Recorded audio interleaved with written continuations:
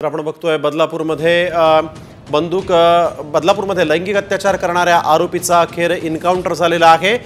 पोलिसांवर गोळीबार केल्यानंतर त्याच्यावर गोळ्या पोलिसांना झाडाव्या लागल्या। 3 गोळ्या पोलिसांनी झाडल्या आणि ज्यामुळे त्याचा मृत्यू झालेला आहे। परंतु त्याच्या कुटुंबियांनी मात्र या सगळ्या घटनेवर आक्षेप घेतलेला आहे।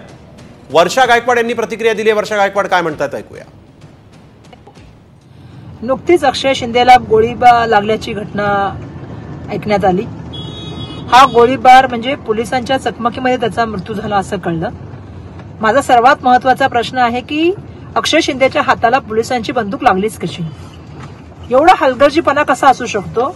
जे मुंबई आणि महाराष्ट्र पोलिसांना आम्ही स्कॉटलंड नंतरच्या पदावर बघतो किंवा तेवढा जो आहे त्यांचं काम माझी पद्धत आहे, अशांकडून असा हलगर्जीपणा होऊच कसा शकतो? एका ठिकाणी ही घटना आणि दुसऱ्या ठिकाणी हेही आहे की त्या शाळेचे संस्थाचे जे सेक्रेटरी आहेत आपटे ते अजूनही फरारी आहेत। अजूनही त्यांना पोलीस पकडू शकलेले नाही।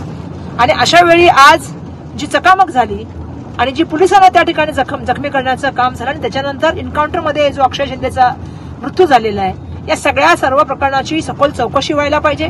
या सर्व प्रकरणामध्ये पाणी कुठे मुरतंय का, याच्या मागचे कोण सूत्रधार आहेत का, याची चौकशी व्हायला पाहिजे।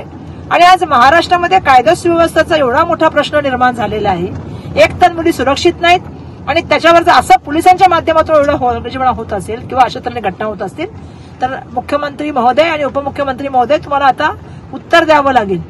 उपमुख्यमंत्री महोदय आपल्याला राजीनामा दिला पाहिजे। खरं तर जी कायदा सुव्यवस्थेची परिस्थिती महाराष्ट्रात निर्माण झालेली आहे आणि म्हणून या पूर्ण प्रकरणाची चौकशी जी आहे ती सीबीआयच्या माध्यमातून झाली पाहिजे आणि त्याचबरोबर उपमुख्यमंत्री महोदयांनी या प्रकरणामध्ये राजीनामा दिला पाहिजे अशी आम्ही मागणी करतो।